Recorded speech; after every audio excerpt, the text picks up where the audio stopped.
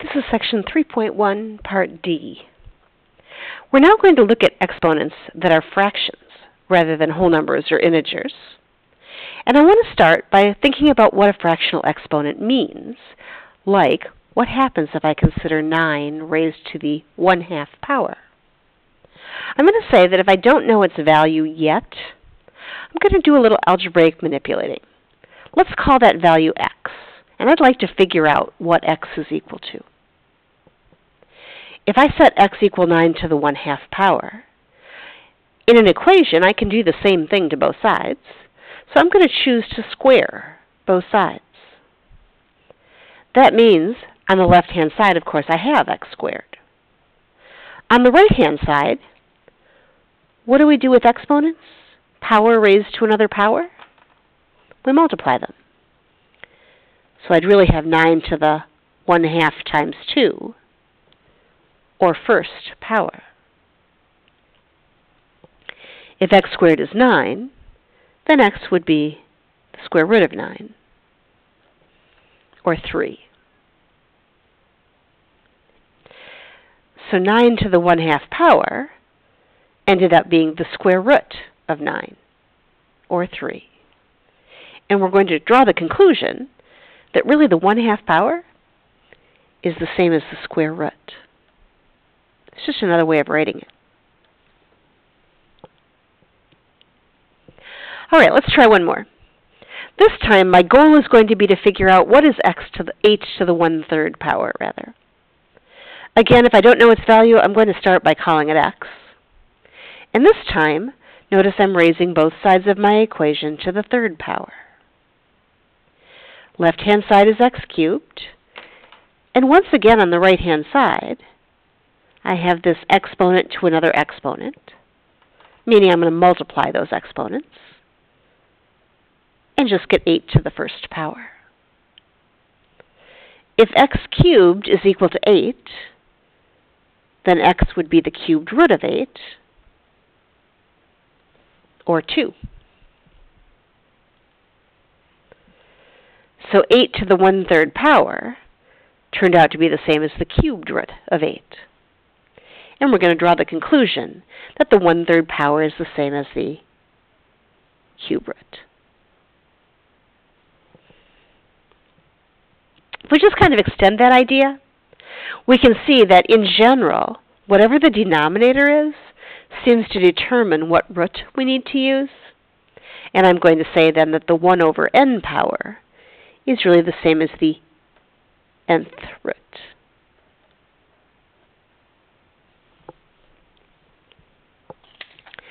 We'll write this as our mathematical rule. X to the 1/n power is equal to the nth root of x. All right, we're going to practice that rule a bit, just to get you used to the notation and also to review some of the exponents, or exponent values, that I hope you probably know most of.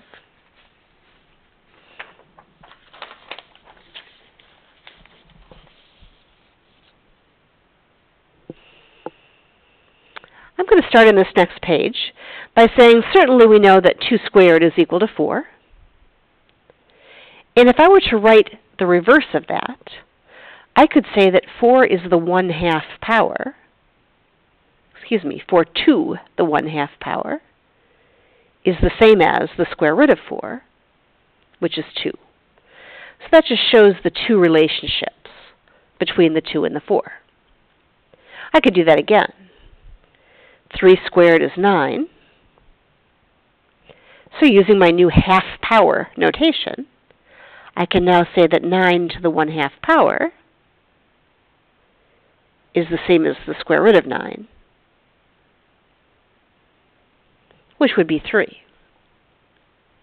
I'm going to encourage you to actually pause the video at this point and finish filling out this first chart, the first column here on this page, and then go ahead and turn it back on, and I'll show you my answers and you can compare.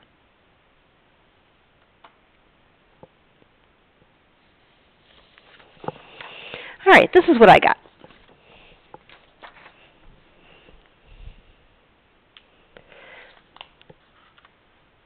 I went with the bases from 2 through 10, there are all the perfect squares, squares of the numbers from 2 through 10, and then I rewrote them all using that 1/2 power notation. Again, if you need a little more time to take a look at that and compare with what you wrote down, you might want to pause there.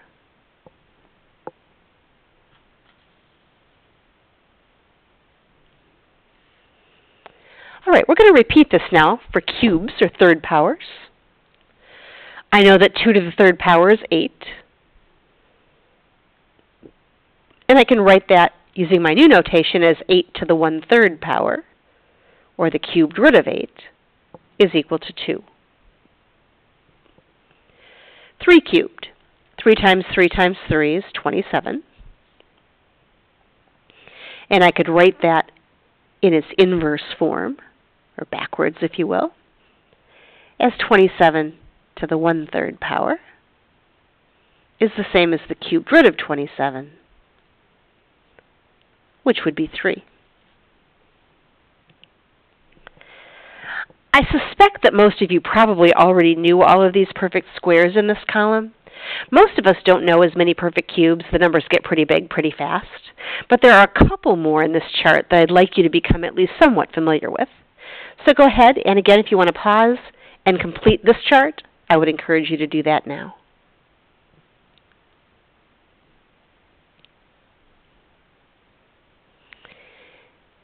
So here's what I actually ended up with for the rest of my perfect cubes. Again, notice I'm not going too high, just 2 through 5 and then 10.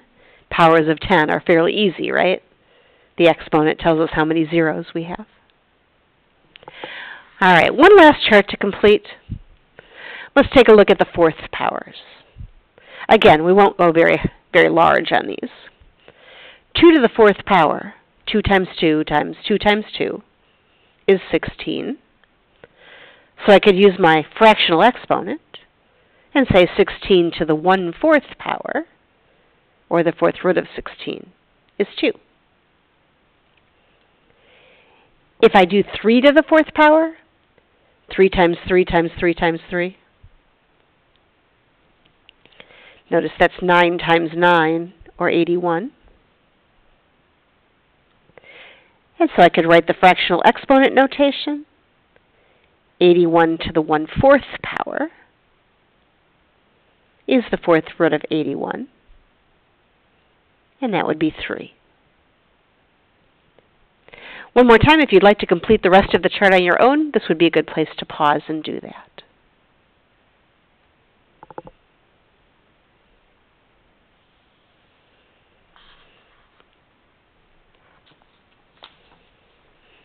And here's what I ended up with for my fourth powers. Although I'm not exactly advocating that you memorize these, it's good to kind of know as many of these as you can. Again, I suspect most of you already know the perfect squares. So if you get a chance to kind of sit and stare at these other two tables a little bit, just kind of getting to know the values in them turns out to be kind of helpful as we work more with radicals in a later chapter. All right, well, so far, all of the exponents that we've had that were fractions always had a 1 in the numerator, right? The 1/2 power, the 1/3 power, the 1/4 power. What if we've got a fraction that doesn't have a 1 in the numerator?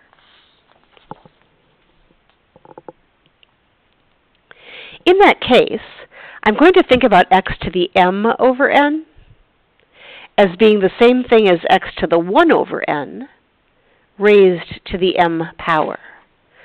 Notice here it is again, right? I would multiply those exponents. 1 over n times m would be the m over n again. Here's the thing, though. I know how to write x to the 1 over n. It's the nth root of x. So I end up with nth root of x to the m power. Here's the way I like to remember it. Oops, I don't know why I wrote a 2 there. X to the m over n.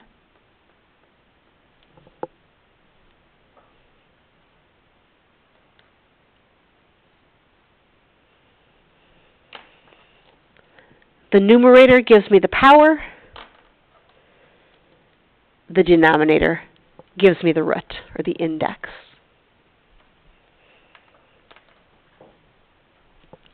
All right, let's practice some fractional exponent examples. If I have 64 to the 2/3 power, I'm going to rewrite those without the rational exponents. I'm going to rewrite that as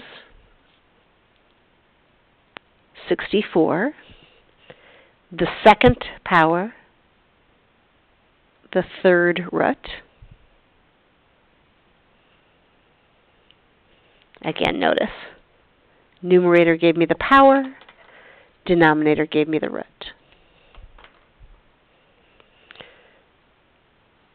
All right, cube root of 64, that's 4, still to the 2nd power, and 4 squared is 16. The calculator does understand fractional exponents, and I want us to think these through by hand, but notice we can check that on the calculator if we want to. And there it is.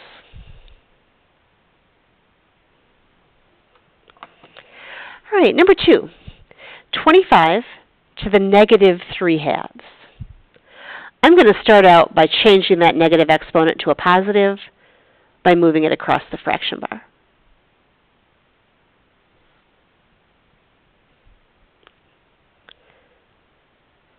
Now in my denominator, I've got the 25 under the radical. Numerator 3 is the power. Denominator 2 is the root. If that looks a little funny to you, it's because we typically don't bother writing the 2 for square roots. It's what it means, but it's understood. So if you don't want to write the 2, you certainly don't have to. All right, the square root of 25 would be 5 to the 3rd power, and that would be 1 over 125.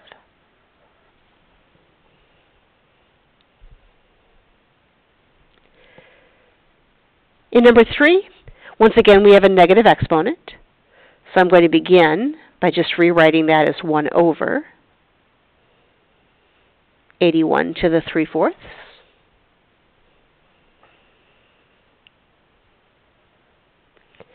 So I've got my 81 under the radical.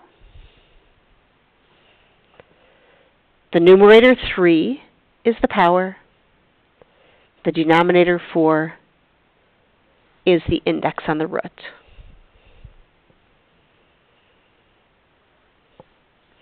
Fourth root of 81 is 3. And I need to raise that to the 3rd power. So that would be 1 over 27.